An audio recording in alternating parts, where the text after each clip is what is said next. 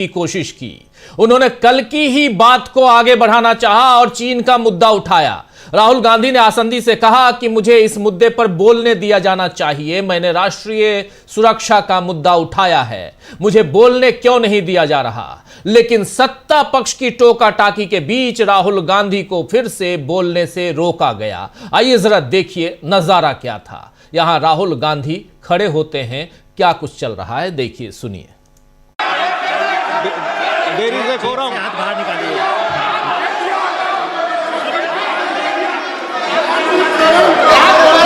Not correct, not correct. That is not true. There should be a quorum of the house. There should be a quorum of the house. There should be respect to the chair. You should know how to behave. No, not correct. Honorable Rahul ji, please speak. Please continue to speak. Speaker sir,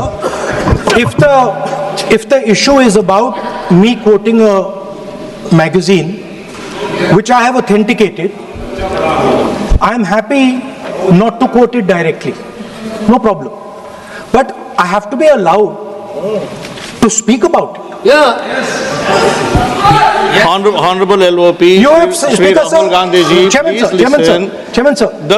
You have been given permission to speak on the Honorable President's speech. I am speaking. What are you telling?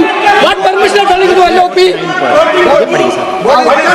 Speaker sir. And yesterday. Sir, Speaker sir. and yesterday- One second. Speaker sir. Permit Sir, him to Speaker speak. sir. What is this?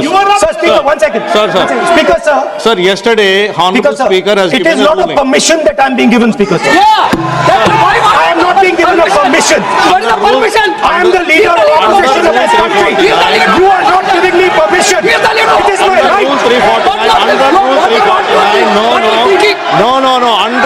Honorable Speaker has given a ruling under Rule 349. Under Rule 349, Honorable Speaker has already given a ruling.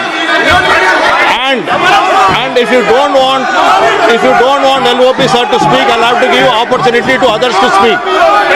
If you don't want LOP to speak, I will have to give opportunity to others to speak. No, please listen. I am giving opportunity. तो यहां पर राहुल गांधी कह रहे हैं कि अगर मुद्दा मेरे द्वारा एक मैगजीन को कोट करने का है जिसकी प्रामाणिकता को सत्यापित की है मैंने, तो मुझे उसे सीधे कोट न करने में कोई दिक्कत नहीं है, लेकिन मुझे इस बारे में बोलने की इजाजत मिलनी चाहिए।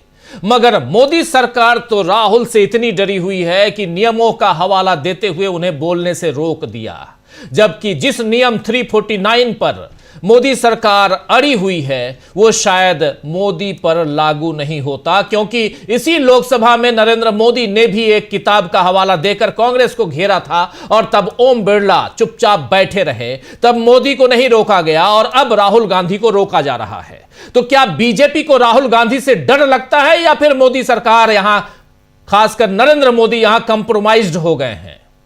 आज राहुल गांधी ने सदन के बाहर पत्रकारों से यही शब्द कहते हुए अपनी बात रखी है, कंप्रोमाइज। जी हां, मोदी और ट्रंप की ट्रेड डील से होते हुए एप्स्टीन फाइल तक तमाम मसलों पर राहुल गांधी ने मीडिया से चर्चा की, पत्रकारों से चर्चा की और एक शब्द वो बार बार कहते रहे कि नरेंद्र मोदी कंप्रोमाइज हैं। आइए जरा सुन लीजिए राहुल गांधी क्या कह रहे हैं सदन से बाहर, फिर सदन के अंदर भी आएंगे, यहां और भी बहुत कुछ है, लेकिन सुनते हैं पहले बाहर क्या कह रहे हैं, सुनिए।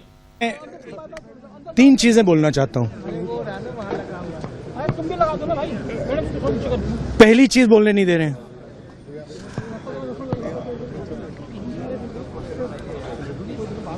मोदी जी घबराए हुए हैं। आपने देखा जो ट्रेड डील 4 महीने से रुकी हुई थी 4 महीने से कुछ बदला नहीं। किसी न किसी कारण, जो मैं जानता हूं नरेंद्र मोदी जानते हैं, नरेंद्र मोदी जी ने कल शाम उस डील को साइन कर दिया। नरेंद्र मोदी जी पर प्रेशर है, भयंकर प्रेशर है, और नरेंद्र मोदी जी का जो इमेज का गुब्बारा है, जो हजारों करोड़ रुपए लेकर बनाया गया था, वो फूट सकता है।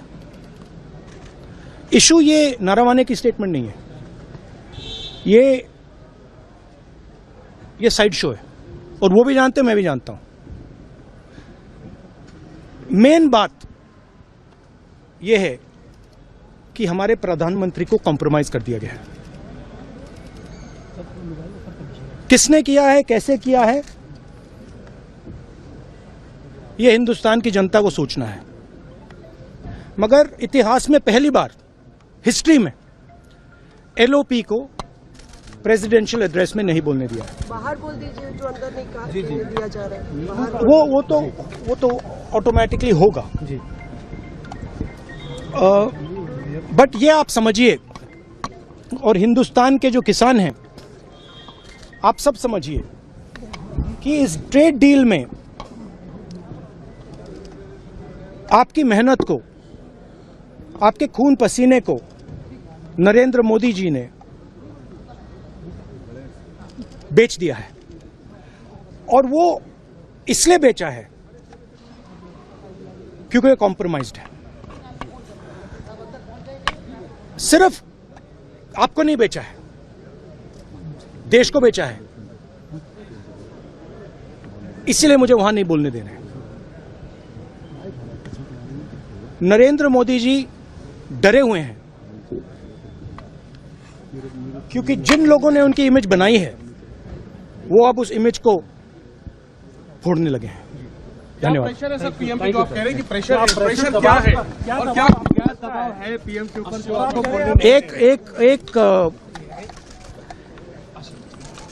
एक अदानी जी पर केस है यूनाइटेड स्टेट्स में। वो अदानी जी को टारगेट नहीं कर रहा है, वो नरेंद्र मोदी के फाइनेंशियल स्ट्रक्चर को टारगेट कर रहा है। एक वो है। दूसरा है एप्स्टाइन फाइल्स।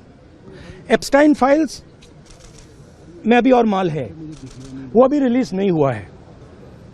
इसीलिए इस दबाव में आकर एप्स्टाइन फाइल्स में जो है, जो पूरा देश जानना चाहता है, मगर अभी अमेरिका ने रिलीज नहीं किया है। और दूसरा जो अदानी जी पर केस है, जो एक्चुअली मोदी जी पर केस है, क्योंकि वो बीजेपी का फाइनेंस। तो सुन रहे थे यहां पर राहुल गांधी कह रहे हैं, और खासकर जिस तरीके से अडानी और एप्स्टाइन फाइल्स पर राहुल गांधी ने मोदी को घेरा है, उसके बाद आसार बहुत ही हैं कि नरेंद्र मोदी राहुल का सामना सदन के भीतर कैसे करेंगे, इसके आसार बहुत कम हैं। बहुत नहीं है बल्कि बहुत कम हैं। राहुल गांधी ने एक पोस्ट में क्या कुछ लिखा है, जरा वो भी आपके सामने लाता हूं। राहुल गांधी यहां लिख रहे हैं, इतिहास में पहली बार, ये देखिए, इतिहास में पहली बार राष्ट्रीय सुरक्षा जैसे गंभीर मुद्दे पर लोकसभा में नेता प्रतिपक्ष को बोलने नहीं दिया जा रहा है। आखिर जनरल नरवणे के बयान और एप्स्टीन मामले पर मोदी जी इतने घबराए हुए क्यों हैं? और यहां पर यह तस्वीर है। इस तस्वीर में एक तरफ नरवणे की किताब 4 स्टार्स ऑफ डेस्टिनी, जो छपी नहीं अभी तक, जिसका परमिशन नहीं, और दूसरी तरफ आप देख रहे हैं एप्स्टीन की तस्वीर है, और इन सबके बीच दोनों तरफ सिर झुकाए हुए देश के प्रधानमंत्री। पीएम इज कॉम्प्रोमाइज्ड, ये लिख रहे हैं राहुल गांधी। मोदी क्यों घबराए हुए हैं, ये 100% का सवाल है दोस्तों। मोदी की घबराहट का ही नतीजा है कि राहुल गांधी के साथ साथ विपक्ष के बाकी सांसदों पर भी आज सख्ती बरती गई। राहुल गांधी तो भाषण देना चाहते थे, और पहले तो राहुल के भाषण के बीच हंगामा हुआ और बैठक 3 बार स्थगित हुई। फिर दोपहर 3 बजे फिर से कार्रवाई शुरू हुई, तो पीठासीन सभापति वहां जो दिलीप सैकिया हैं, जो आसन से उन्होंने अपनी बातें रखना शुरू की, और उन्होंने कहा कि राहुल गांधी आप बोलिए, लेकिन चीन के मसले पे मत बोलिए। उसके बाद कांग्रेस के सदस्यों को यहां अमरिंदर सिंह राजा वड़िग, फिर गुरदीप सिंह औजला, हीबी ईडन, फिर डीन करियाकोस, प्रशांत पडोले और किरण कुमार रेड्डी, मणिकम टैगोर के साथ साथ माकपा सांसद एस वेंकटेशन को निलंबित कर दिया गया। यहां से ये देखिए इन 8 सांसदों को, जिनमें से 7 कांग्रेस पार्टी के और 1 माकपा के सांसद एस वेंकटेशन, इन सबको निलंबित कर दिया गया।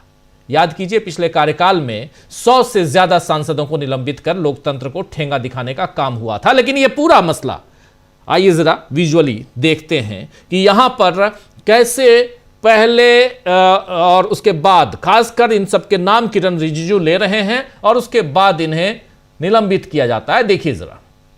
अरविंद सिंह जी वारिस, अमरिंदर सिंह जी, आप आगे पढ़ते चलिए सर, पढ़ते चलिए। श्री गुरदीप सिंह ओजोला, हिबी ईडन, आप सुनिए सही, दीन कुरियाकोस जी, प्रशांत परोले जी, किरण कुमार रेड्डी जी, एस वेंकटरमन जी, मणिकम टैगोर जी, ये सभी माननीय सदस्य सभापटल पर नारेबाजी और पेपर फाड़ कर फेंक रहे थे, इसलिए मैं इन सब को नेमिंग कर रहा हूं। श्री किरण रिजिजू जी, I beg to move that this please be seated, please be seated. serious note of the misconduct of Sri Manikam Tagore, Sri Amrinder Singh Raja Waring, Sri Gurjit Singh Aulia, Sri Hebi Eden Prashant Padole, Sri Dean Kuryakos, S. Venkatesh and Kiran Reddy in utter disregard to the House and the authority of the chair through reaching to the table of Secretary General and other officers in the well of the House and throwing papers on the chair and having been named by the chair, resolved that the above mentioned members may be suspended from the services of the House for the remainder of the session under Rule 3742. प्रश्न यह है कि श्री किरण रिजिजू द्वारा प्रस्तुत प्रस्ताव को स्वीकृत किया जाए। जो सदस्य प्रस्ताव के पक्ष में है वो हाँ कहे, जो सदस्य प्रस्ताव के विपक्ष में वो ना कहे। मेरे विचार में निर्णय हाँ वालों के पक्ष में हुआ, हाँ वालों के पक्ष में हुआ, प्रस्ताव स्वीकृत हुआ।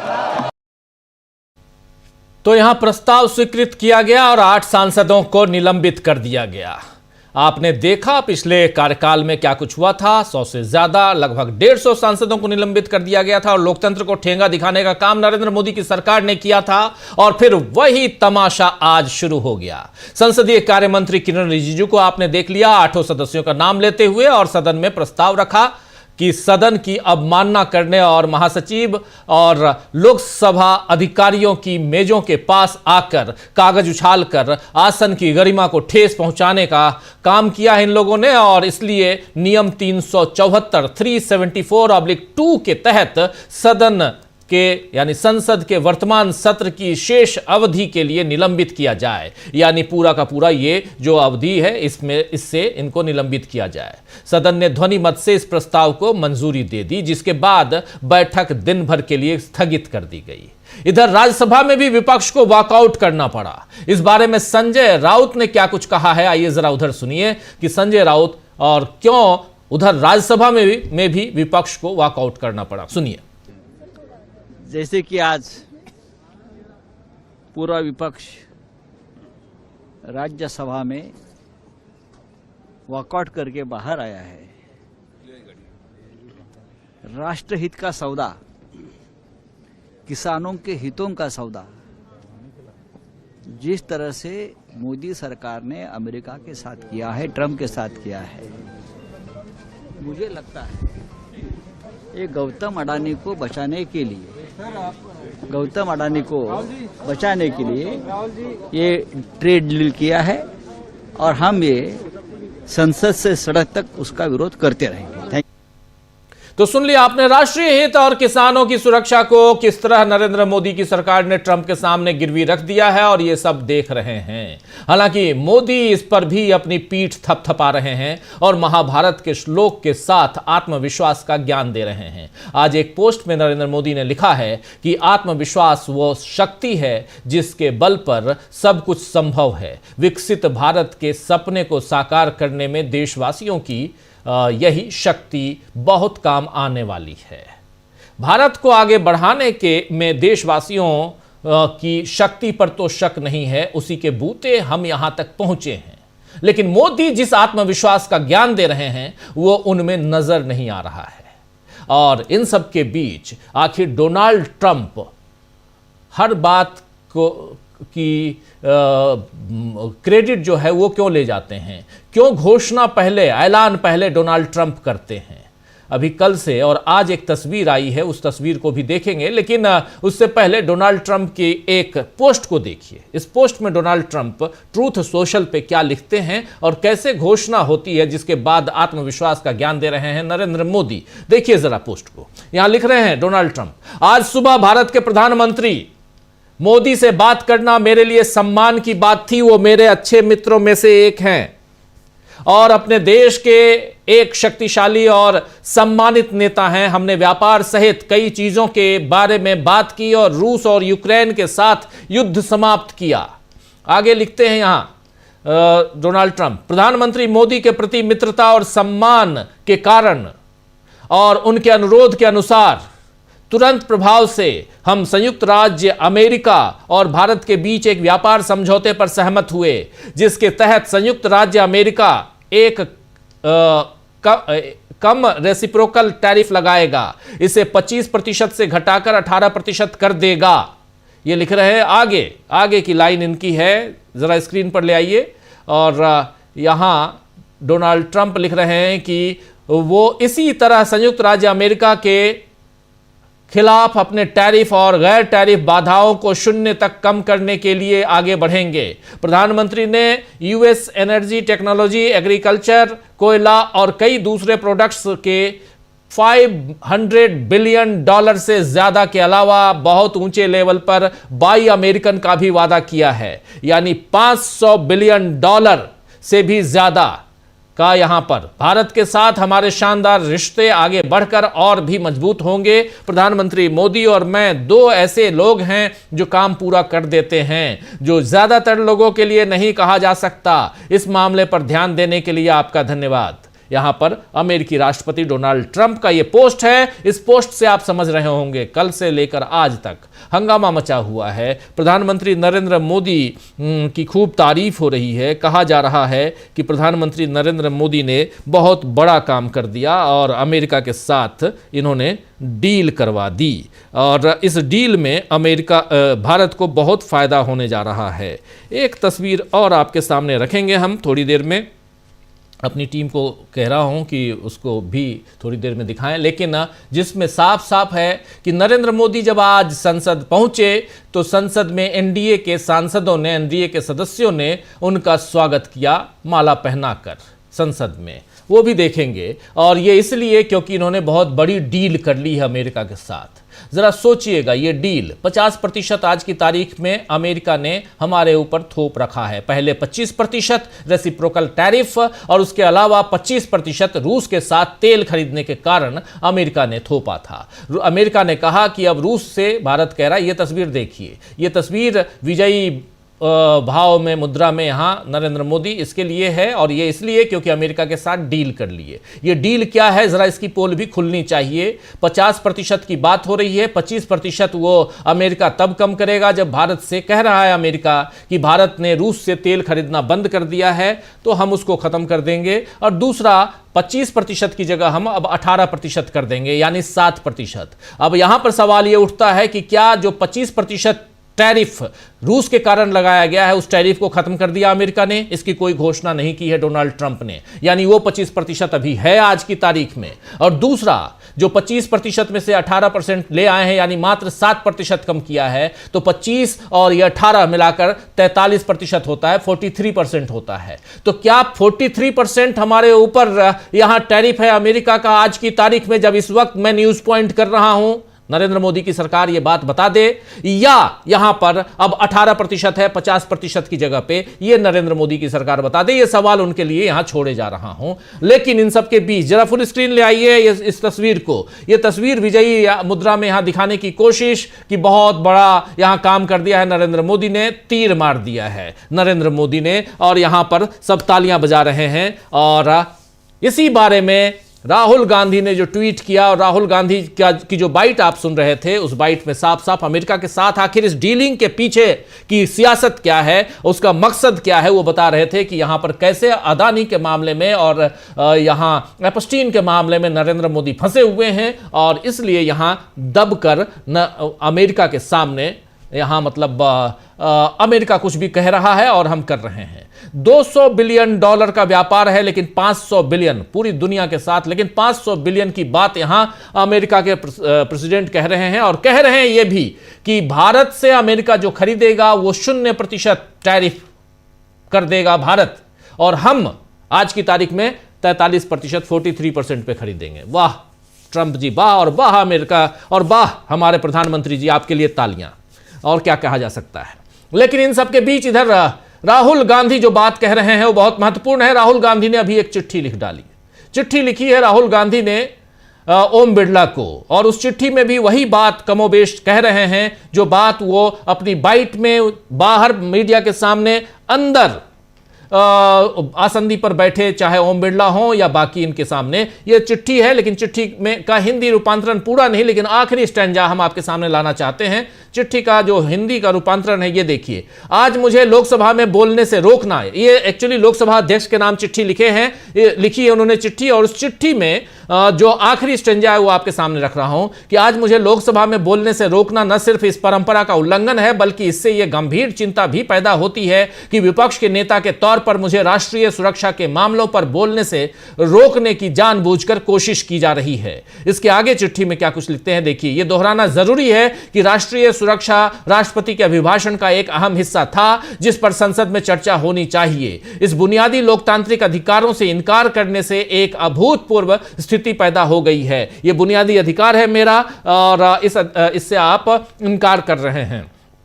संसदीय इतिहास में पहली बार सरकार के कहने पर स्पीकर को विपक्ष के नेता को राष्ट्रपति के अभिभाषण पर बोलने से रोकना पड़ा है। यह हमारे लोकतंत्र पर एक धब्बा है जिसके खिलाफ मैं अपना कड़ा विरोध दर्ज कराता हूं। यह बात राहुल गांधी ने चिट्ठी में लिखी है कि यह संसदीय लोकतंत्र पर, हमारे लोकतंत्र पर एक धब्बा है जिसके खिलाफ मैं अपना कड़ा विरोध दर्ज कराता हूं। इन्होंने आधिकारिक रूप से एक चिट्ठी लिख दी है।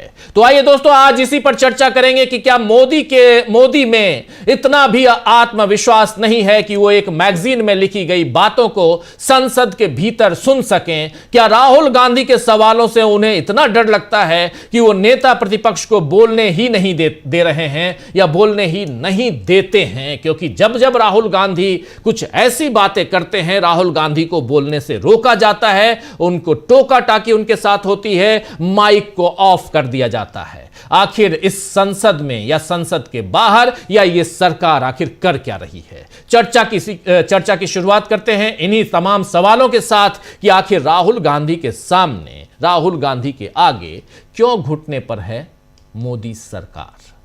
हमारे साथ कुछ वरिष्ठ साथी जुड़े हुए हैं, उनसे पहले आपका परिचय करवाता हूं, आगे बढ़ते हैं। 4 वरिष्ठ साथी हमारे साथ जुड़े हुए हैं। प्रोफेसर रविकांत जी हैं हमारे साथ। रविकांत जी, आपका स्वागत करता हूं इस कार्यक्रम में। हमारे साथ पंकज चतुर्वेदी जी हैं। पंकज जी, आपका भी स्वागत है। हमारे साथ शकील अख्तर जी हैं। शकील जी, आपका भी स्वागत करता हूं। आप आंखों देखी बताएंगे अभी संसद में क्या कुछ हुआ, और फिर अमलेंदु उपाध्याय जी, आपके पास आता हूं, आपसे भी बहुत कुछ जानेंगे। आपका भी स्वागत है। स्वागत आप तमाम दोस्त साथी शुभचिंतक आप सबका, जो अब तक जुड़ चुके हैं उनका भी, जो जुड़ने वाले हैं उनका भी। लेकिन सबसे पहले एक कमेंट, अब तो कांग्रेस लीडर हो गए हैं हमारे साथी प्रोफेसर रविकांत जी, लेकिन मैं आपको एक निष्पक्ष स्वतंत्र विचारक के रूप में, पॉलिटिकल एनालिस्ट के रूप में ही जानता हूं और वही मानता भी हूं। और उसी आधार पे मैं किसी कांग्रेस के पक्ष के हिसाब से यहां आपसे बात नहीं करने जा रहा हूं, एक स्वतंत्र विश्लेषक के रूप में आपसे बात करने जा रहा हूं, भले आपकी पदवी जो भी रहे। जरा मैं आपसे समझना चाहता हूं प्रोफेसर साहब कि जो कुछ हो रहा है सदन के अंदर और जो कुछ राहुल गांधी सदन के बाहर कह रहे हैं, इसमें इस आधार पर आज की तारीख में सरकार कहां दिखाई देती है, नरेंद्र मोदी की सरकार, और आखिर हमारे देश की जो संसदीय परंपरा है वो किस दिशा में जाते हुए आप देख रहे हैं? बहुत शुक्रिया राजीव जी।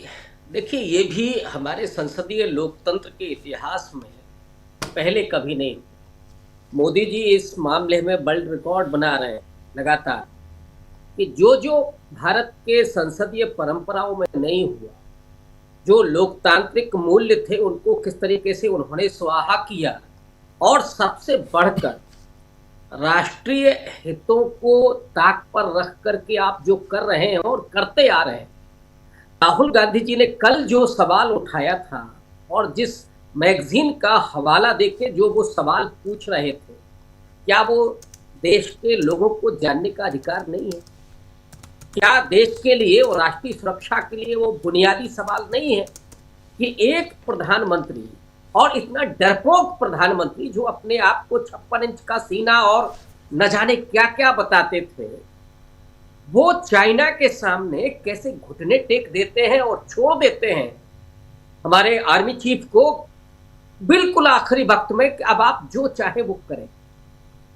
माने ये फैसला सरकार नहीं कर रही, सरकार अपनी जिम्मेदारी से भाग रही है। क्या ये जानने का अधिकार इस देश के लोगों का नहीं है? और ये वो सरकार है जो छद्म राष्ट्रवाद का चोला ओढ़ करके देशभक्ति के प्रमाण पत्र हम जैसे, आप जैसे तमाम लोगों को, अब राहुल गांधी के ऊपर तो 36 मुकदमे इन्होंने करा ही रखे हैं। विपक्ष के किसी भी सांसद, विधायक, नेता को इन्होंने छोड़ा नहीं है। जो बोलता हो, जो सवाल खड़े करता हो कि उसकी जबान को ये खुला छोड़ दे, तो राहुल गांधी जी को कैसे कर सकते हैं? इनकी हिम्मत नहीं है उस सच को बाहर आने देने की। और एक बात मैं और कह दूं राजीव जी, कि ये जो सच है, जो हमारे देश के पूर्व सेनाध्यक्ष ने अपनी किताब में लिखा, जो गलवान घाटी का सच, जो डोकलाम का सच, अगर ये देश के लोगों तक पहुंच जाए तो ये सरकार बचेगी नहीं।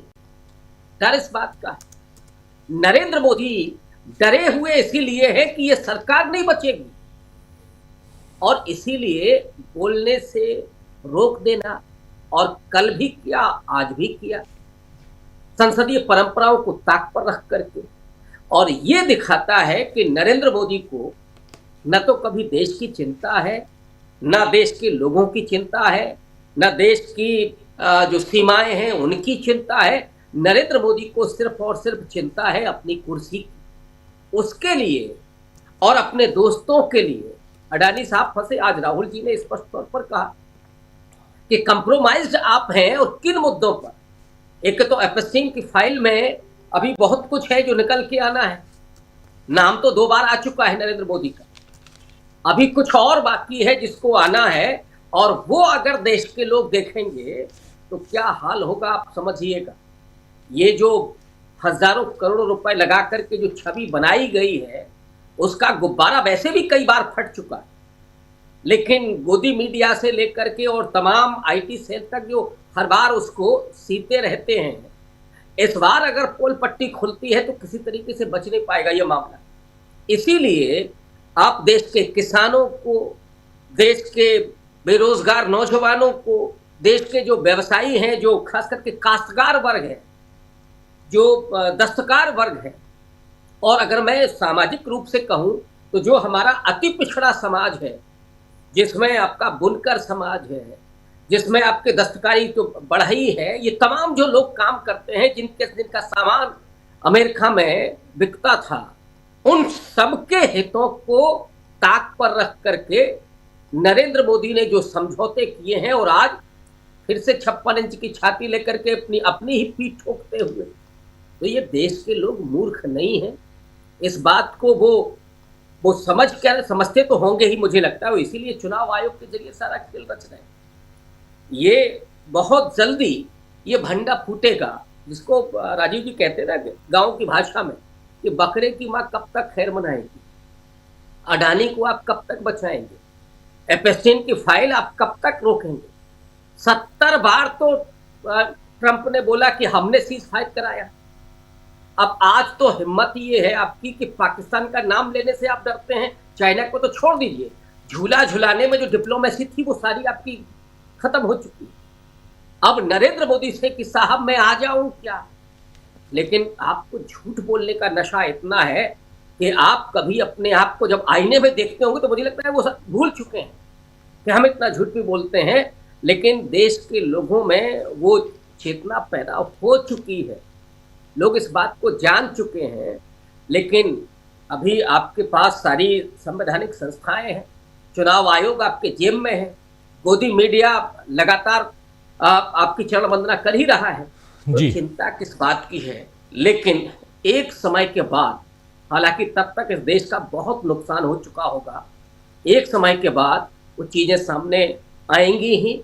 और मैं फिर उस पंक्ति को दोहरा देना चाहता हूं कि अगर ये सच देश के लोग पूरे तरीके से जानेंगे तो ये सरकार बचेगी नहीं। डर इस बात का है नरेंद्र मोदी। जी जी बिल्कुल।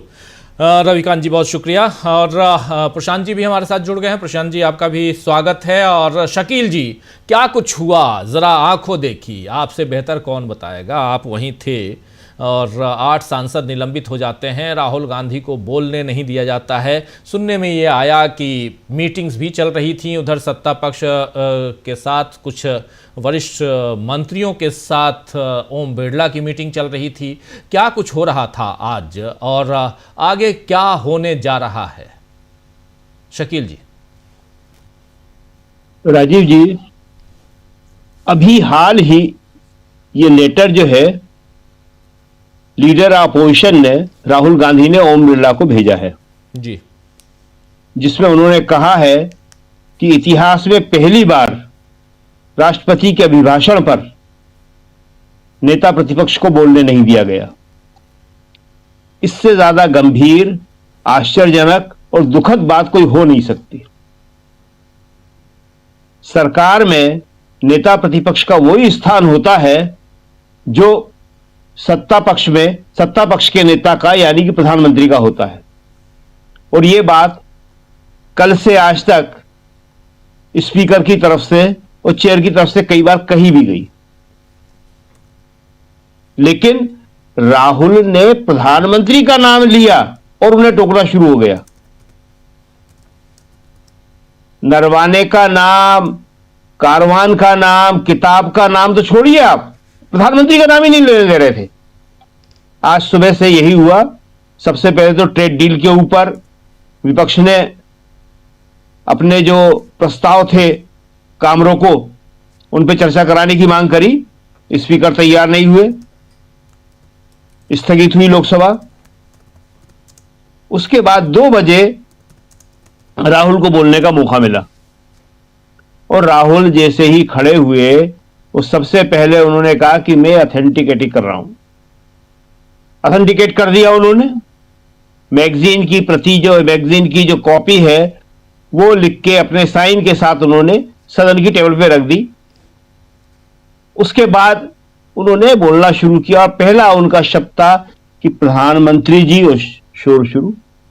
प्रधानमंत्री नहीं बोलने दिया, बाकी मुद्दे तो छोड़िए आप। और उसके बाद इतना हंगामा हुआ कि आक्रोश में विपक्ष के सदस्य जो है लोकसभा के सेक्रेटरी जनरल की टेबल के ऊपर चढ़ गए, कागज फाड़ के फेंके गए और सदन स्थगित हो गया 3 बजे तक। और 3 बजे जो आपने बताया, फिर यह हुआ कि 8 सांसदों को निकाल दिया गया शेष अवधि के लिए। आप राहुल को बोलने नहीं दे रहे, लीडर अपोजिशन को बोलने नहीं दे रहे, और उनके बोलने की अगर कोई मांग कर रहा है तो उन्हें आप निष्कासित कर देते हैं। तो उसके बाद तो यह हुआ फिर कि चेयर के ऊपर भी कागज फेंके गए। लेकिन इसका एक सीन और है बड़ा खास, कि जितना आक्रोशित विपक्ष था, सत्ता पक्ष की तरफ से आगे बैठे हुए कुछ मंत्री और कुछ सदस्य तो बोल रहे थे, लेकिन पीछे से जिस तरह पहले हंगामा होता था, शोर होता था, सत्ता पक्ष का विरोध होता था, वो नहीं हो रहा। राहुल ने यही बात कही है बाहर आके कि मैं जानता हूं और मोदी जी जानते हैं।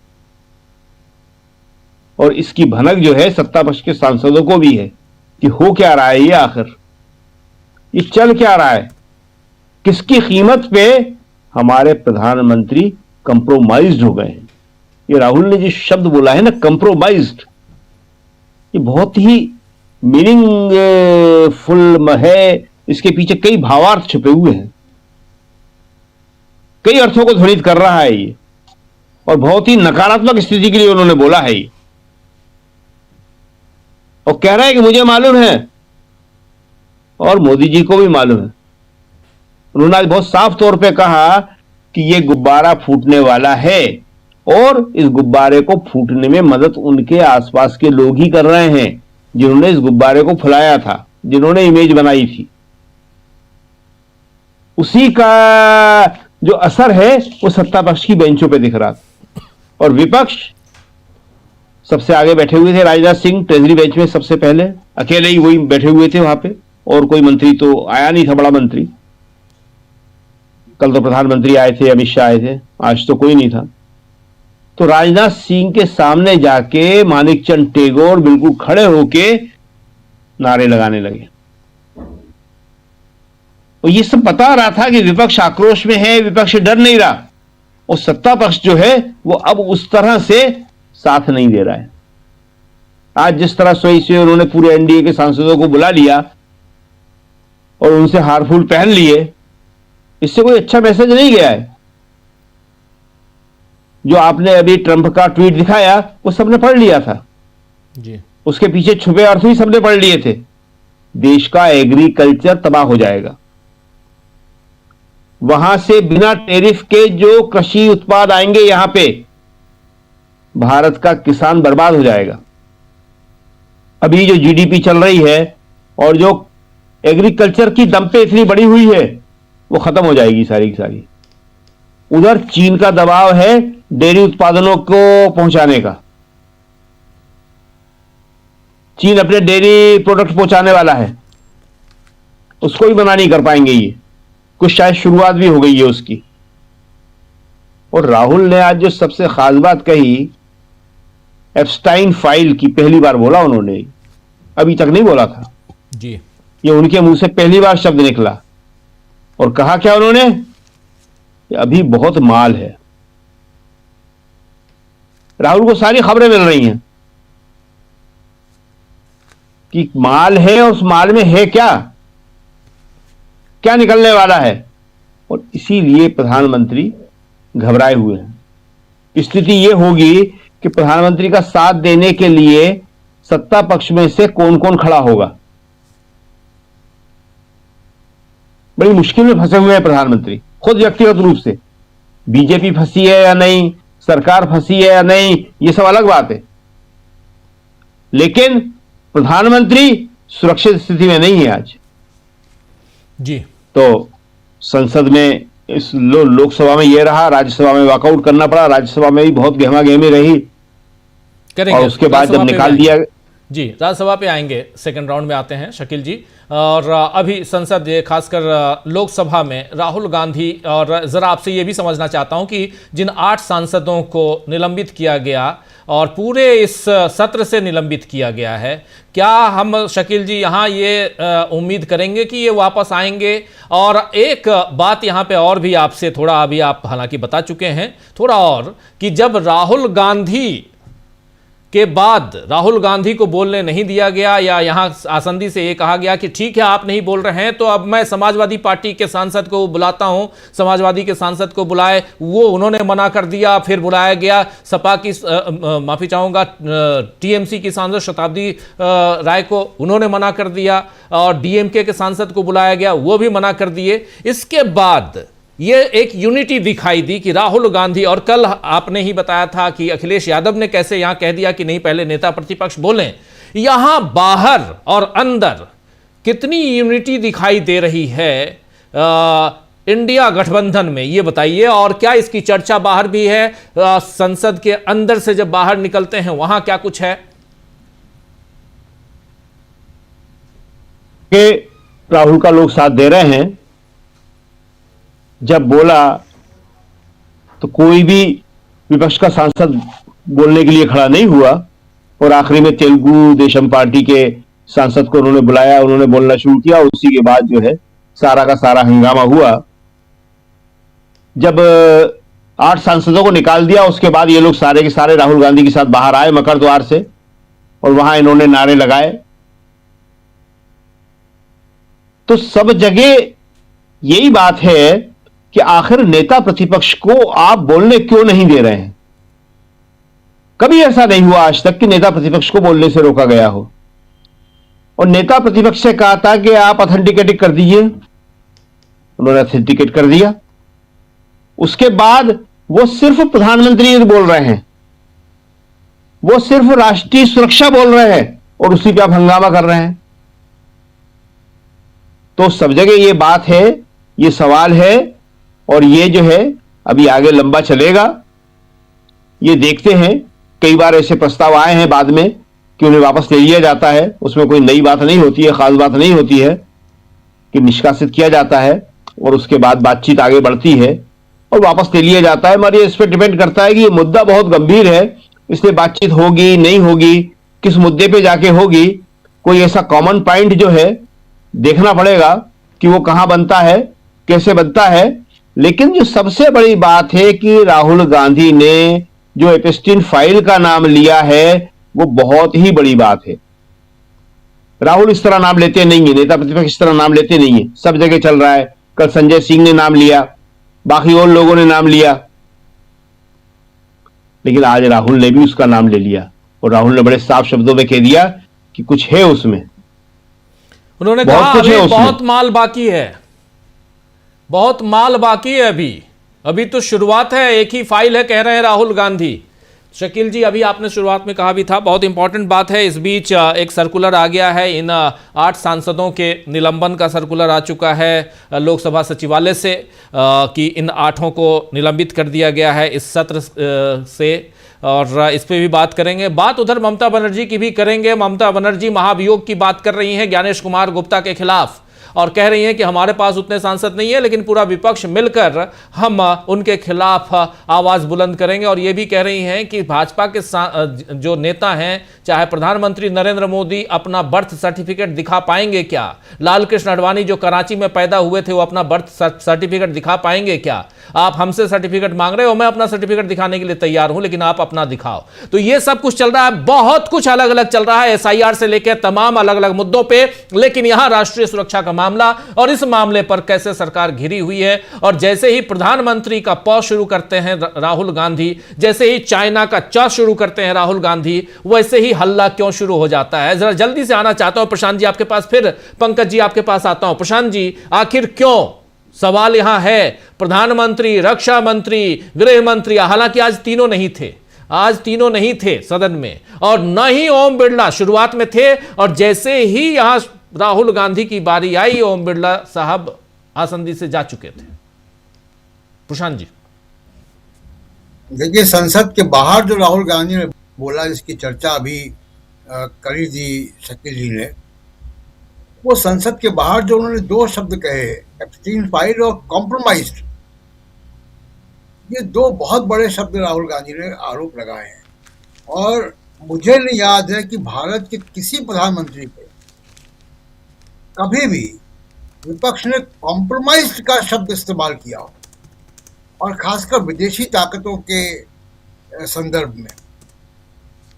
तो ये एक बड़ा डेवलपमेंट है और चिंताजनक डेवलपमेंट है भारत के लिए, भारत की संप्रभुता के लिए, कि भारत के प्रधानमंत्री पर किसी विदेशी ताकत से, अमेरिका से कॉम्प्रोमाइज होने के आरोप लग रहे हैं। ये आरोप अपने आप में बहुत ही शर्मनाक है।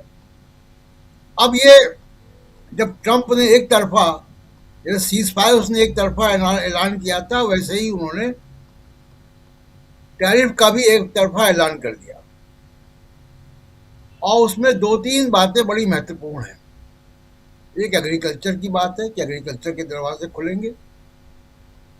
दूसरा, वो कह रहा है कि ट्रंप ये कह रहा है अब रूस से तेल नहीं खरीदेगा।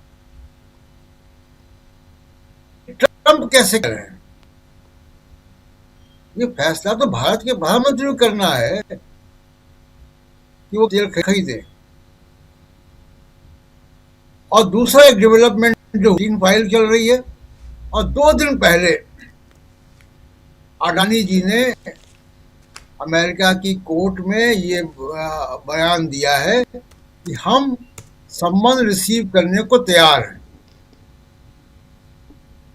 ये बड़ा डेवलपमेंट हुआ है, और ये पहले भारत सरकार के थ्रू अमेरिका का जस्टिस डिपार्टमेंट अडानी को सम्मान देना चाहता था घूस वाले मामले पे, और उसके बाद वो नहीं हो पाया। उन्होंने कोर्ट में अर्जी दी, कोर्ट में सीधे उनको सम्मान देने की बात कही। तो जैसे ये हुआ तो अडानी जी ने खुद वहां जाके कह दिया कि हम सम्मान रिसीव करने को तैयार हैं। ये 2 दिन पहले हुआ है। यानी 2 दिन पहले 3 दिन पहले एप्स्टीन फाइल्स आई हैं, जिसमें अनिल अंबानी का नाम आ रहा है, जिसमें हरदीप पुरी का नाम आ रहा है, मोदी जी का नाम आ रहा है। और अडानी ने सम्मान रिसीव करने को राजी किया। और फिर हम देखते हैं कि डोनाल्ड ट्रंप एक तरफा ट्रेड डील अनाउंस कर देता है। आपको बता दूं राजीव जी कि मुझे ये बताया गया बहुत जगह पे, जो राजनीतिक ब्यूरोक्रेटिक हलकों में इस बात की चर्चा है, ये जो ट्रंप ने कल अनाउंस किया है रात में, ये तो 6 महीने पहले की स्थिति है। 6 महीने पहले से इसी पे नेगोशिएशन हो रहा था कि हम एग्रीकल्चर नहीं खोलेंगे, हम ये नहीं देंगे। और कल वो ट्रंप ने अनाउंस कर दिया। भारत में जब ट्रेड डेलीगेशन अमेरिका का दिसंबर के महीने में आया था, तो इसी बात पे मामला अटका हुआ था। और अब वो सब कुछ ट्रंप ने कर दिया जिस पे भारत का ऐतराज हुआ करता था। तो ये 6 महीने पुराना जो स्थिति थी वो ट्रंप ने एक तरफा अनाउंस कर दी। तो इसलिए जब राहुल गांधी कहते हैं कि कॉम्प्रोमाइज्ड, और उसके साथ 2 घटनाएं जुड़ती हैं कि अडानी जी सम्मान स्वीकार करते हैं कोर्ट डिपार्टमेंट ऑफ जस्टिस का, और स्वीकार करने की बात करते हैं अपने वकीलों के जरिए, और एप्स्टीन फाइल आती है। तो ये बड़ी चिंताजनक बात है। और कभी भी भारत के इतिहास में भारत के किसी प्रधानमंत्री के ऊपर इस तरीके के आरोप नहीं लगे। बड़े सारे दबाव आते रहे, चंद्रशेखर के समय भी दबाव आते रहे, वाजपेयी जी के समय भी दबाव आते रहे कि भारत में अमेरिकी विमानों को उतरने दिया जाए अफगानिस्तान के लिए, इराक के लिए, और भारत ने मना किया हमेशा। लेकिन कभी भी ये आरोप नहीं लगे कि कॉम्प्रोमाइज्ड हो गए जी। ये बड़ा गंभीर मामला। और दूसरा जो राहुल गांधी ने कहा, जिसकी चर्चा हम लोगों ने कल की थी यहाँ पे इसी न्यूज पॉइंट में, कि नरेंद्र मोदी का जो पूरा इमेज बनी विश्व गुरु की और बड़े ताकतवर प्रधानमंत्री की, डिसाइसिव प्राइम मिनिस्टर की, वो इमेज अब वो गुब्बारा फूट रहा है। और वही बात आज राहुल गांधी ने भी कही है, और उन्हीं के द्वारा फूट रहा है जिन्होंने बनाया इसको। अब इसी में आखिरी बात मैं इसे इतना कह दूं कि वेनेजुएला की ऑयल डील का फायदा किसको होगा? ये मुकेश अंबानी जी, उनकी रिफाइनरी के लिए उन्होंने पहले ही सरकार से पहले उन्होंने अमेरिकी सरकार से डायरेक्ट अप्रोच कर लिया था। ये भी अभूतपूर्व कभी नहीं हुआ भारत में। तो चिंताजनक स्थिति है भारत की संप्रभुता को लेकर। बिल्कुल, भारत की संप्रभुता पर चिंताजनक, इसको लेकर चिंताजनक स्थिति है, क्योंकि भारत क्या करने जाएगा, क्या करेगा, भारत किससे क्या खरीदेगा, भारत कितना टैरिफ अमेरिका पर लगाएगा जब यहां से हम सामान भेजेंगे, ये सब कुछ अमेरिका के राष्ट्रपति अगर तय कर रहे हैं, तो आने वाले समय में धीरे धीरे हमारा देश क्या अमेरिका का कठपुतली बनने जा रहा है, एक बड़ा सवाल है। हमारी संप्रभुता पर यह सवाल है और इस पर एक बड़ा प्रश्न चिन्ह है, जरा सोचिएगा। लेकिन उससे पहले राहुल गांधी पर लौटना चाहता हूं।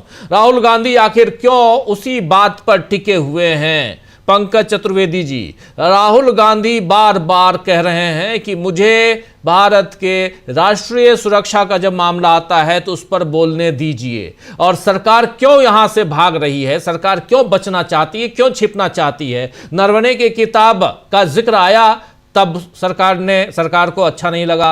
अब राहुल गांधी कह रहे हैं कि मैं नरवणे की किताब का जिक्र ही नहीं कर रहा हूं, मैं उस मैगजीन का जिक्र कर रहा हूं। ऑथेंटिकेट करने के लिए कहा गया था, कल हमने ऑथेंटिकेट कर दिया, अभी बताया शकील जी ने। लेकिन क्यों यहां, कारण क्या हो सकता है, पीछे की राजनीति क्या है, क्यों डर है यहां नरेंद्र मोदी को, और क्यों राहुल गांधी कह रहे हैं कि नरेंद्र मोदी डरे हुए हैं, कॉम्प्रोमाइज्ड हैं? मेरी आवाज स्पष्ट आ रही है क्या? जी जी बिल्कुल, बहुत अच्छी जी।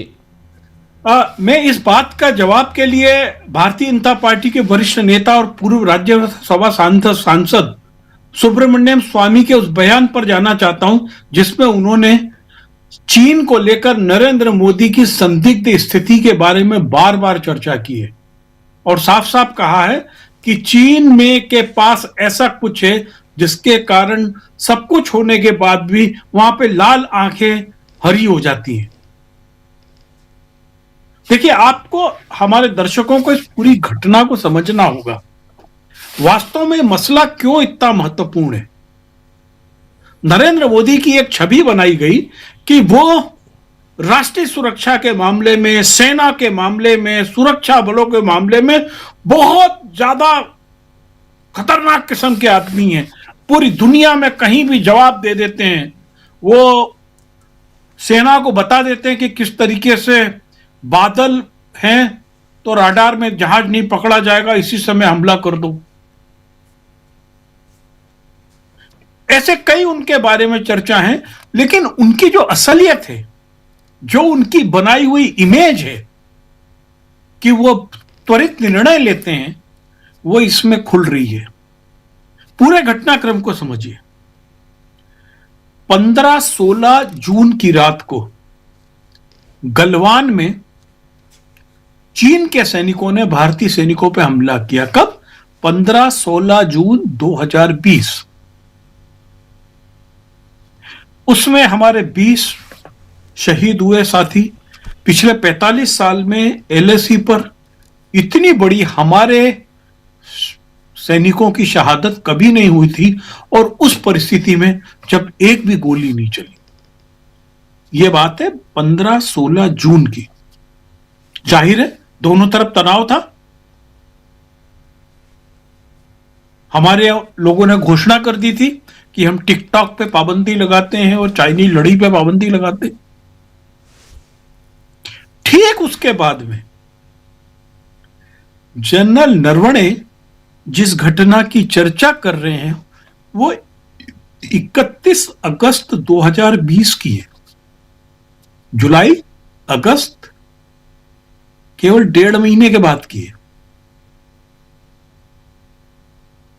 जिस वो घटना का जिक्र कर रहे हैं कि लद्दाख इलाके में जो ऊंचाई है वो स्ट्रेटेजिक जिसके पास भी होती है वो उसके फायदे में होती है। वो भारतीय सेना का हिस्सा था और वहां पर 4 टैंक के साथ में पैदल सेना चाइनीज दौड़ी चली आ रही थी। वहां से उनके जो सीईओ हैं जोशी जी, वो इनको फोन कर रहे हैं कि साहब क्या किया जाए। और चूंकि भारत की परंपरा है कि युद्ध शुरू हो करना सेना नहीं करती है।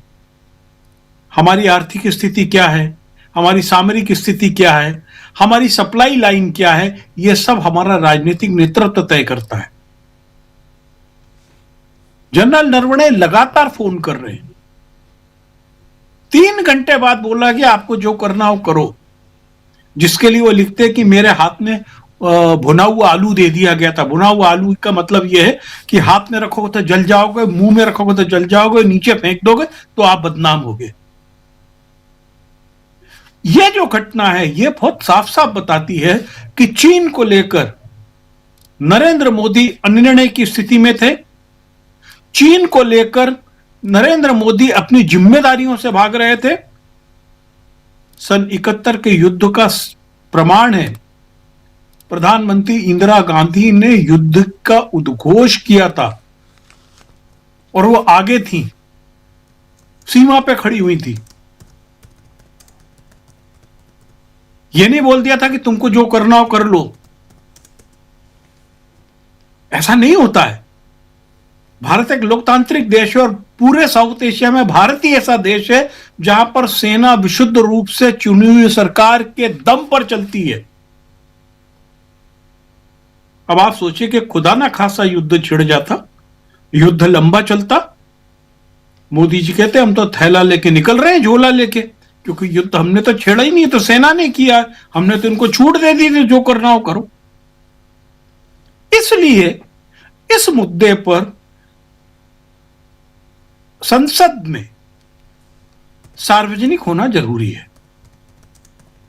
अब आपको एक चीज और बता दूं,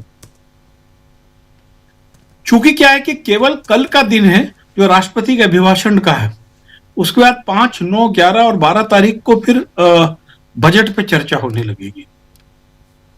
आप जान के चलें कि नरेंद्र मोदी या नरेंद्र मोदी की ओर से कोई संसद में गंदगी की, व्यक्तिगत आक्षेप की, जिसमें नेहरू से लेके और सब मनमोहन सिंह तक पे आरोप होंगे, उसका बड़ा टोकरा फेंकेंगे ये, और वही बात करेंगे जिसके लिए लोकसभा अध्यक्ष ओम बिरला मना कर रहे थे।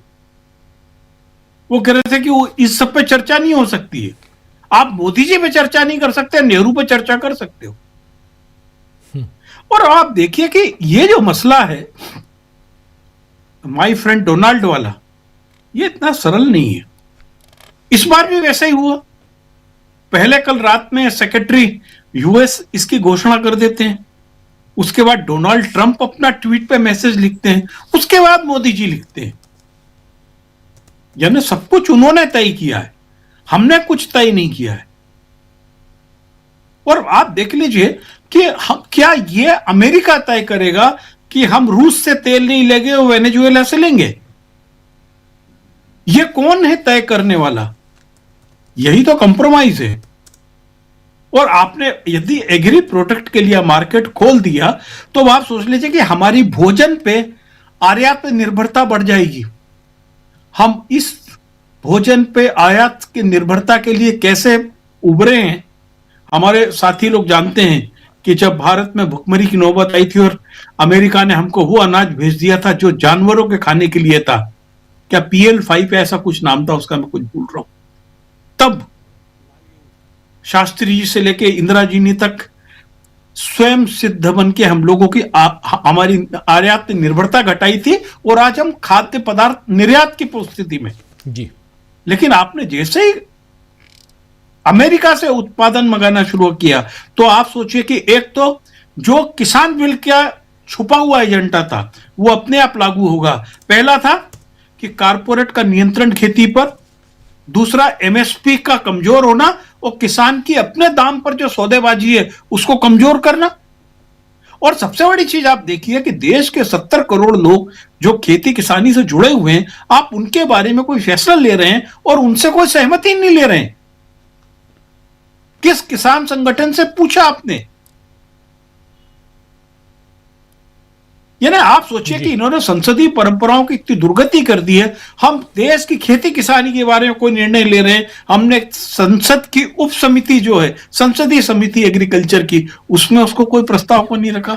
जब संसद चल रही है उस पर कोई बातचीत नहीं की। और हमारा भविष्य क्या होगा ये घोषणा डोनाल्ड ट्रंप कर रहे हैं। तो जो राहुल गांधी जी कह रहे हैं कि ही इज कंप्रोमाइज्ड, कंप्रोमाइज तो ही है। केवल एक, अभी तो हरीश पुरी का मामला सामने आया है। हरीश पुरी क्यों मदद मांग रहे थे? अनिल अंबानी से लेकर राफेल तक की जो चेन है उसके पीछे एप्स्टीन क्यों है? ये सभी मसले हमारे देश की संप्रभुता के लिए, हमारे देश के लोकतंत्र के लिए और हमारे देश की संसदीय परंपराओं के लिए इतने भयावह कर दिए हैं, जिसके अंदर आपने संसद को एक सर्कस बना दिया है। जी बिल्कुल, जी राजू जी। जी बिल्कुल बिल्कुल आप सही कह रहे हैं। और थोड़ा आगे बढ़ते हैं। उद्धव गुट के नेता आदित्य ठाकरे, आप जानते हैं शिवसेना उद्धव गुट के नेता हैं आदित्य ठाकरे, उन्होंने भी राहुल गांधी का पक्ष लिया है। और यहाँ राहुल गांधी के बारे में और इस पूरे संसद में जो कुछ चल रहा है इस बारे में आदित्य ठाकरे क्या कह रहे हैं, जरा सुन लीजिए। फिर देखिए, एक तो बजट पे कुछ बोलने जैसा है नहीं। प्रेसिडेंशियल एड्रेस पे जो राहुल जी एक सवाल पूछना चाहते हैं वो नेशनल सिक्योरिटी का इशू है। जो चीन ने घुसपैठी की थी, जो हमला किया था, उस पर अगर सवाल हम हमारे देश की संसद में नहीं करेंगे तो क्या पाकिस्तान की संसद में कोई भाजपा करेगा? क्योंकि भाजपा और पाकिस्तान का नाता ये बहुत नजदीकी है। भाजपा और चीन का भी नाता अभी सामने आ रहा है। तो क्या इसी की वजह से, जो आपने देखा होगा खबरें ये भी आई थी कि चीन के कुछ लोग आके भाजपा के लोगों से मिलकर गए, उनके दफ्तरों में गए, क्या इसी की वजह से चीन के खिलाफ बोलना भी मना है? क्या चीन की जो घुसपैठी हुई उस पर कोई सवाल उठाना गुनाह है? अगर हम हमारे देश में, हमारे ही संसद में, हमारे नेशनल सिक्योरिटी पर बात नहीं करेंगे तो और कौन करेगा? हिस्टोरिक डील्स की बात चल रही है। तो सुन लिया आपने, हमारे देश में अगर हमारा मामला है, हम अपने देश में इसके बारे में बात न करें तो क्या पाकिस्तान में जाके बात करें? बिल्कुल सीधी बात कर रहे हैं यहाँ पर आदित्य ठाकरे और ऐसे तमाम नेता अलग अलग पार्टियों के, और राहुल गांधी का साथ देते हुए नजर आते हैं। कहाँ तक जाता हुआ ये दिखाई देता है अमलेंदु जी ये मामला? राजीव जी, ये मामला मुझे लगता है कि काफी आगे बढ़ेगा और मुझे नहीं लगता है कि कल भी संसद चल पाएगी, क्योंकि जो सरकार का रुख दिखाई पड़ रहा है और आज उसकी एक जो थी वो बानगी दिखाई गई पहले 8 सांसदों को निलंबित करके, और कल मुझे लगता है कि थोक भाव में सांसद निलंबित किए जाएंगे, क्योंकि मामला सिर्फ नरवणे की किताब का नहीं हो, जैसा कि राहुल गांधी भी कह रहे हैं कि वो तो साइड में है। नरेंद्र मोदी भी जानते हैं कि असली मसला क्या है, क्योंकि नरवणे का जिक्र जब आएगा तो जिक्र ये भी आएगा कि आखिर मोदी जी कंप्रोमाइज क्यों हैं। जो राहुल गांधी ने कहा कि आप नरवणे की किताब जो कह रही है कि मोदी जी ने जो गर्म आलू पकड़ा दिया, उबलता हुआ उबला आलू, तो वो उबला आलू मोदी जी ने क्यों पकड़ा दिया, इसके पीछे कारण क्या है? तो इसके पीछे कारण बता रहे हैं राहुल गांधी के शब्द में कहा जाए तो अडानी की फाइल्स और एपस्टीन फाइल्स, ये इसके पीछे कारण है। तो ये मामला आगे तक जाएगा तो ये समझ में आ रहा है कि ये बहुत भयंकर चीज होगी। और राजीव जी, आज जिस तरीके से संसद के अंदर, एक तो पहले मोदी जी भी नहीं पहुंचे, बिरला जी सुबह आए प्रश्नकाल के दौरान, उसके बाद संसद को स्थगित करके 12 बजे तक के लिए चले गए, फिर लौटकर नहीं आए। राजनाथ सिंह जो थे वो अकेले बैठे रहे, अमित शाह जी दिखाई नहीं पड़े। तो ये जो गायब हुए जा रहे हैं, तो मुझे लगता है कि अब मोदी जी का क्या झोला उठाने की समय आ गया है, क्या इस तरह की कुछ चीजें हैं, हो सकता है। क्योंकि अब बीजेपी के अंदर से मुझे लगता है कि उनको कवर नहीं मिल पा रहा है मोदी जी को, और शायद अब बीजेपी के ही सांसदों, बड़े नेताओं को डराने धमकाने का काम शुरू होगा कि मोदी जी के समर्थन में खड़े हो और कल हल्ला करो, इस तरह की चीजें हो सकती हैं। अब ये कितना उनका अंदरूनी मसला है या क्या है, या बिरला साहब को कल जो है जो खबरें चल रही थी उस मीडिया में, साहब उनकी बैठक चल रही है मोदी जी के साथ और अमित शाह जी के साथ, तो उनको क्या बताया गया होगा, क्या करना है क्या नहीं करना, वो सब चीजें सामने आ सकती हैं। लेकिन मुझे लगता है कि राजीव जी, ये मामला इतनी आसानी से शांत होगा नहीं और संसद के अंदर बड़ा संग्राम हमको देखने को मिल सकता है, क्योंकि ये अब मामला जो है ये मोदी जी की कुर्सी के ऊपर जाके टिक रहा है कि किस तरीके से मोदी जी ने देश की संप्रभुता के साथ समझौता किया है। और राहुल गांधी बार बार यही कह रहे हैं कि भाई अब तो ऑथेंटिकेट भी कर दिया राहुल गांधी ने, तो जब ऑथेंटिकेट कर दिया तो आप क्यों नहीं बोलने दे रहे हैं? दूसरा राजीव जी, जिस तरीके से विपक्ष एकजुट हुआ, और पूरा विपक्ष राजीव जी एकजुट हुआ, सारा विपक्ष जो है किसी ने भी बोलने से इनकार कर दिया राहुल गांधी के समर्थन में। यहाँ तक कि जो आम आदमी पार्टी जो है, जो बाहर है इंडिया गठबंधन से, वो भी इसमें शामिल रही विपक्ष के साथ में।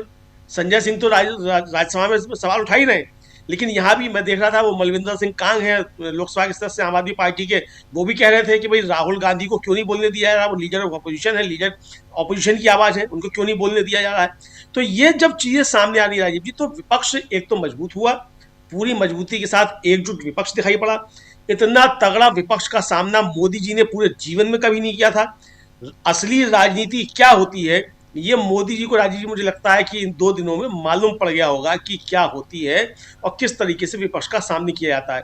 56 इंच की छाती है या कितने इंच की छाती है अभी तो मालूम नहीं, क्योंकि इंच टेप वही रखते हैं मोदी जी अपने पास, सिलवाते होंगे जब कपड़े तो देते होंगे नाप, तो बताते होंगे कितने इंच की छाती है, उन्होंने गिनी होगी 56 इंच की छाती। लेकिन बहुत कमजोर दिल का आदमी जो है ये तो मालूम पड़ गया राजीव जी, अगर आप संसद में सामना नहीं कर पा रहे हैं, नेता के विपक्ष को आप बोलने नहीं दे रहे हैं, तो इससे कमजोर प्रधानमंत्री राजीव जी 70 सालों में भारत ने नहीं देखा।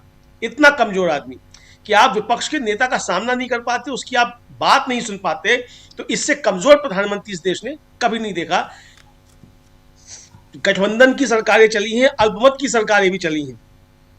अटल बिहारी वाजपेयी भी जो थे वो भी गठबंधन सरकार के नेता थे। देवे गौड़ा, इंद्र कुमार गुजराल जो थे वो भी गठबंधन सरकार के थे। वीपी सिंह भी गठबंधन सरकार के थे। लेकिन इतना लिजलिजा और थुलथुला जो है राजीव जी प्रधानमंत्री, इस देश ने 70 सालों में नहीं देखा, जो अब देश देख पा रहा है। मुझे लगता है कि ये चीजें बीजेपी के अंदर भी उठेंगी कि भाई मोदी जी को कब तक ढोया जाए।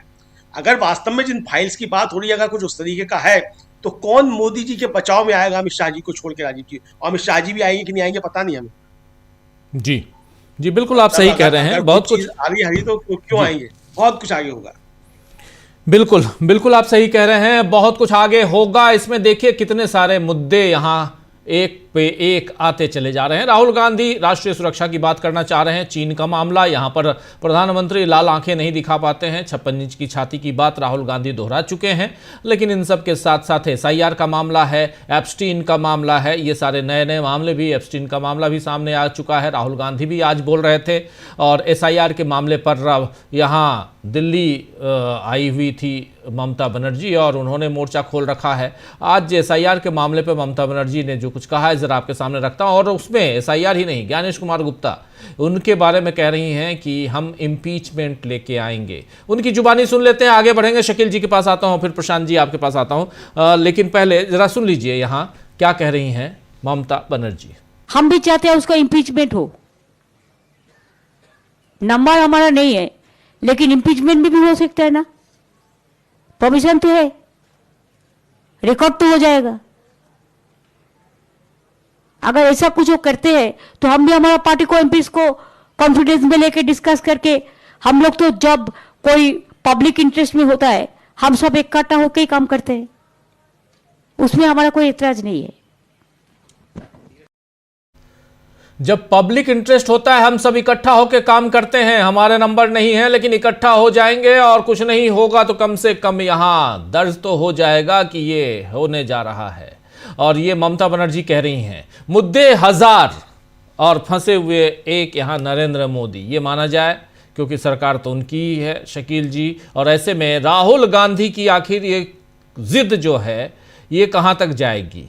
क्या अब अगले 2-3 दिनों, इस सप्ताह, आज मंगलवार, बुधवार, बृहस्पतिवार, शुक्रवार, ये 3 दिन में ये मामला ख़त्म हो जाएगा या ऐसे ही चलेगा? 2-4 लोग और निलंबित होंगे और सदन में फाइनली प्रधानमंत्री बाद में आएंगे, अपनी बात रखेंगे, ढेर सारी किताबों का भी जिक्र करेंगे, उनको कोई रोकेगा नहीं टोकेगा और फिर आगे निकल जाएंगे। वो बाकी आसंदी पर बैठे लोग चुपचाप मुस्कुराते नजर आएंगे। ये जिद नहीं, ये लीडर अपोजिशन की ड्यूटी है, कर्तव्य है उनका। और जो उन्होंने कहा राहुल ने कि ये मेरा अधिकार भी है कि मुझे देश को बताना चाहिए, मुझे संसद को बताना चाहिए कि राष्ट्रीय सुरक्षा के मामले में क्या हो रहा है। तो राहुल गांधी अपना काम कर रहे हैं और बहुत ही बेहतर तरीके से कर रहे हैं वो अपना काम। अगर उनको लोकसभा के अंदर नहीं बोलने दिया जा रहा तो लोकसभा के बाहर आके वो सारी बातें सामने रख रहे हैं। वो कौन कितना छापेगा, कौन कितना बताएगा, वो एक अलग मुद्दा है। मगर राहुल अपनी तरफ से जो है पूरी कोशिश कर रहे हैं। और देश की सुरक्षा एक इतना बड़ा मुद्दा है, खासतौर से चीन और अमेरिका, ये 2 ऐसे मोर्चे हैं कि जहां प्रधानमंत्री नरेंद्र मोदी पूरी तरह मौन है, कोई बात नहीं कर रहे हैं। वो जब गलवान हुआ था तो मोदी जी ने ही कहा था ना कोई घुसा है, ना हमारी किसी चौकी पे कब्जा है। और अमेरिका की डील पे ये क्या रूप लेगी, किस तरह देश का नुकसान करेगी, किसानों का नुकसान करेगी, ये सबकी समझ में आ रहा है। मगर मोदी जी इसके लिए हार फूल पहन रहे हैं, अपना स्वागत करवा रहे हैं, बहुत खुश हो रहे हैं कि जैसे बहुत बड़ा काम कर दिया।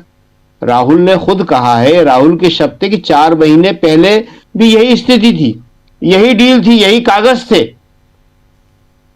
लेकिन आज क्या हुआ कि चूंकि हेडलाइन बदलना थी, मैं बोल रहा हूं नेशनल सिक्योरिटी पे, उसके ऊपर इसको लाना था, तो प्रधानमंत्री जी ने कल अमेरिका के राष्ट्रपति से मिलके ये करवा लिया। अब ये हेडलाइन मैनेजमेंट कितने दिन चलेगा, कितने दिन नहीं चलेगा, ये बड़ा मुश्किल है। राहुल ने ही कहा, इस बात को बहुत अच्छी तरह कहा।